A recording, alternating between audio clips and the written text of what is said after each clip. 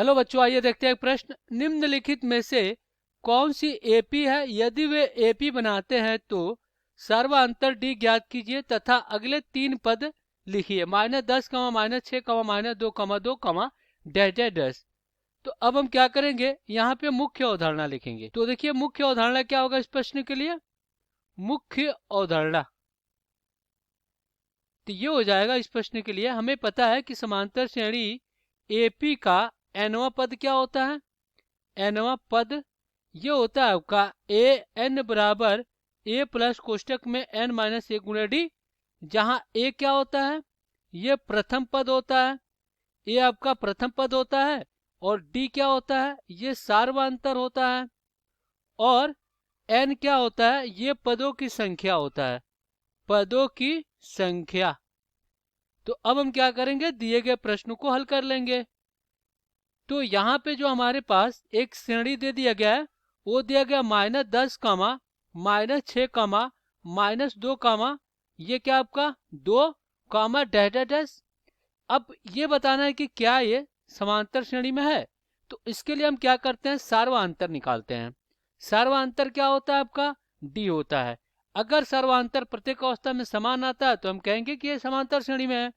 तो अगर हम इसको A1 पद और इसको A2 और इसको A3 और इसको A4 और कॉमा डैश डैश डैश मान लेते हैं तो सर्वांतर क्या हो जाएगा, डी। प्रत्येक अगले पद में से हम उसके पहले वाले पद को घटाते हैं तो -6 माइनस क्या हो जाएगा, -10। तो यहाँ पे इसको हल करते हैं तो कितना आ रहा है, माइनस माइनस गुणा होकर प्लस हो जाएगा। तो यहाँ पे आपका 4 आ जाएगा। अब पुनः हम क्या करते हैं, यहाँ पे देखिए इसमें हमने क्या किया, A2 में से A1 को घटाया।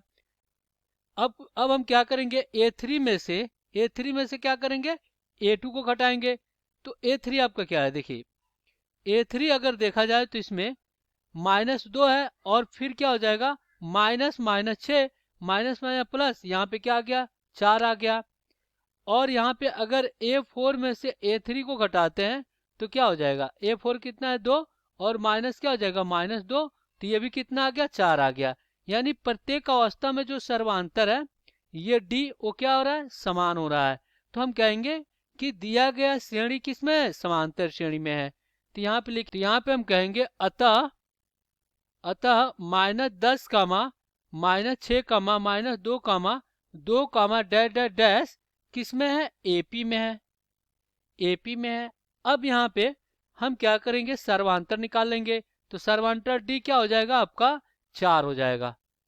सर्वांतर डी क्या हो जाएगा, 4 हो जाएगा। अभी अभी हमने तो निकाला था इसका सर्वांतर, तो कितना आ रहा है, 4 आ रहा है। तो ये हो गया। अब कह रहा है कि अगले कितने पद ज्ञात करना है। अब प्रश्न में कह रहा है कि अगले 3 पद ज्ञात कीजिए। तो अगले 3 पद क्या हो जाएगा, देखिए 4 तक है, 5वां 6वां 7वां। तो यहाँ पे हमें पता है कि ए एन बराबर क्या होता है, ए प्लस कोष्टक में n माइनस 1 गुणे डी। तो अगले 3 पद तो n बराबर क्या हो जाएगा, हमें कितने पद, एक देखिए ये क्या है, A1 A2 A3 और A4 है। तो A5 निकालना है तो n बराबर 5 रखेंगे। तो A5 बराबर क्या हो जाएगा, ये हो जाएगा -10, प्रथम पद 10 है और प्लस क्या हो जाएगा, कोष्टक में 5 माइनस 1 और गुणे में डी कितना है, 4 है। तो यहाँ से A5 कितना आ जाएगा, -10 और यहाँ पे 4 बचेगा, 4 चौको 16, तो ये हो जाएगा आपका 16। तो यहाँ से A5 कितना आ जाएगा, A5 आ जाएगा आपका 6। तो ये हमें क्या मिल गया, 5वां पद मिल गया। अब हम क्या करेंगे, छठा पद ज्ञात करेंगे। तो यहाँ पे n बराबर क्या रखेंगे, 6 रखेंगे। तो क्या हो जाएगा, A6 और बराबर में क्या हो जाएगा, ये हो जाएगा -10 प्लस कोष्टक में 6 माइनस 1 और गुणे में क्या हो जाएगा, 4 हो जाएगा। तो यहाँ पे A6 कितना आ जाएगा, -10 प्लस यहाँ पे 5 चौको 20। तो यहाँ से A6 कितना आ जाएगा, घटाएंगे तो यहाँ पे 10 आ जाएगा। तो ये 6 आ गया। और यहाँ पे n बराबर अब क्या करेंगे, 7 रखेंगे। तो क्या हो जाएगा, A7 बराबर -10 प्लस कितना हो जाएगा, ये हो जाएगा 7 माइनस 1 और गुणे में कितना, 4। तो यहाँ से A7 बराबर कितना आ जाएगा, -10 और यहाँ पे क्या बचेगा, 6 चौको 24। तो ये हो जाएगा आपका 24। तो यहाँ से A7 कितना आ जाएगा, ये आ जाएगा 14। तो A7 कितना आ गया, 14। तो ये A7 कितना हो गया, 14 हो गया। तो अब यहाँ पे क्या लिखेंगे, यहाँ पे लिखेंगे अतः एपी के अगले अगले तीन पद कौन से हो गए? ये हो गया आपका A5, A6 और A7।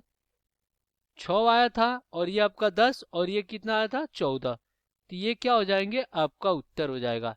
आशा करते हैं बच्चों ये प्रश्न आपको समझ में आया होगा। धन्यवाद।